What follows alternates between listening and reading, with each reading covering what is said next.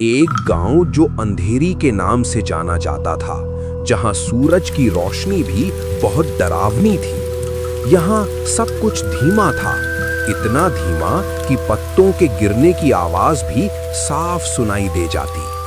गांव के बीचों बीच एक पुराना पीपल का पेड़ था, जिसके नीचे अक्सर बूढ़े बुजुर्ग बैठकर कहानियां सुनाया करते थे। इन कहानियों में से एक कहानी थी गांव की तीसरी गली की। गांव में केवल 3 गलियां होती थीं।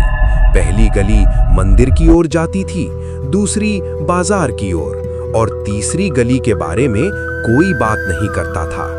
ऐसा नहीं था कि वो गली मौजूद नहीं थी, पर गांव वाले उसे अनदेखा करते थे, जैसे वो कोई बुरी याद हो। उस गली में कोई घर नहीं था, बस दोनों तरफ घने बबूल के पेड़ थे और अंत में एक पुराना सूखा कुआं। गांव का सबसे छोटा बच्चा बिल्लू बहुत शरारती था। उसकी आंखें हमेशा चमकती रहती थीं और मन में हजारों सवाल उमड़ते रहते थे। बूढ़े बुजुर्ग जब तीसरी गली की बात करते तो उसको देखने के बाद चुप हो जाते थे, तो बिल्लू का मन और भी व्याकुल हो उठता। तीसरी गली में ऐसा क्या है दादी? वो अपनी दादी से पूछता है। दादी, आप बताती क्यों नहीं? दादी एक लंबी सांस लेती हैं। उनकी आवाज में एक अजीब सी थरथराहट होती है। बेटा, उस गली में मत जाना, वहां समय रुक जाता है। टिल्लू की नन्ही आंखों में डर की जगह उत्सुकता भर जाती है। टिल्लू बोलता है, समय रुक जाता है, पर कैसे दादी? दादी बस अपना सिर हिला देती और दूसरी कहानियों में खो जाती। एक रात चांद बादलों के पीछे छिपा था। हवा में एक अजीब सी खामोशी थी। टिल्लू को नींद नहीं आ रही थी। उसके मन में बस तीसरी गली घूम रही थी। उसके छोटे दिल ने एक फैसला किया। वो धीरे से उठा, दरवाजा खोला और चुपचाप अंधेरी रातों के आंचल में समा गया। उसकी पतली सी परछाई गांव की कच्ची सड़कों पर नाचती हुई आगे बढ़ी। वो पहली गली से गुजरा, फिर दूसरी से, और फिर उसे देखी तीसरी गली। वो सचमुच अलग थी। बाकी गलियों में घर थे, दियों की हल्की रोशनी थी, पर तीसरी गली बिल्कुल काली थी, जैसे किसी ने अंधेरे की चादर पहना दी हो। बबूल के पेड़ किसी प्रेत की उंगलियों जैसे लग रहे थे, जो उसे अपनी ओर बुला रहे थे। टिल्लू के कदम धीमे पीछे हट गए। उसके नन्हे कानों में एक फुसफुसाहट गूंजी, जैसे कोई बहुत दूर से बुला रहा हो। आवाज इतनी स्पष्ट थी कि टिल्लू के रोंगटे खड्डे हो गए। उसने हिम्मत जुटाई और एक कदम आगे बढ़ाया। जैसे ही उसने गली में प्रवेश किया, एक अजीब सी ठंडक उसे घेर गई। तो ऐसी ठंडक गांव में कभी महसूस नहीं हुई थी।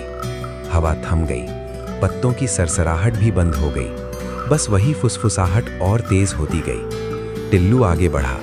गली लंबी होती जा रही थी, जैसे उसका कोई अंत ही ना हो। बबूल के पेड़ और घने होते गए। फुसफुसाहट अब उसके कानों में स्पष्ट सुनाई दे रही थी। चलो, तुम्हें दिखाते हैं। उसके सामने अचानक एक धुंधली सी रोशनी दिखाई दी। वो रोशनी कुएं की तरफ से आ रही थी। वो भागा उस रोशनी की ओर। जैसे ही वो कुएं के पास पहुंचा, रोशनी गायब हो गई। कुआं वो गहरा काला था, जैसे वो पाताल लोक का रास्ता हो। अचानक एक ठंडी हवा उसके चेहरे से टकराई। वो डर कर पीछे हटा। उसकी सांसें तेज हो गईं। वो मुड़ा और भागा उसी रास्ते से जिस रास्ते से आया था। वो भागता गया। गली खत्म ही नहीं हो रही थी। उसे लगा जैसे वो एक ही जगह पर दौड़ाच रहा हो। उसने अपनी पूरी ताकत लगाई। आखिरकार वो गली के आखिर पर पहुंचा। उसकी सांस फूल रही थी।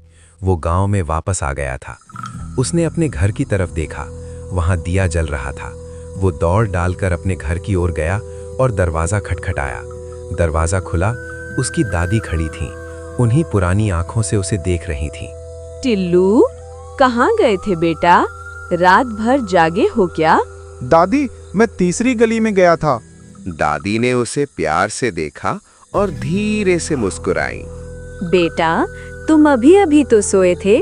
अभी तो आधी रात भी नहीं हुई। टिल्लू ने घड़ी देखी। सचमुच अभी रात के 12 बजे थे। वो तो कुछ देर पहले ही उठा था, पर उसे लगा कि वो घंटों भागा है।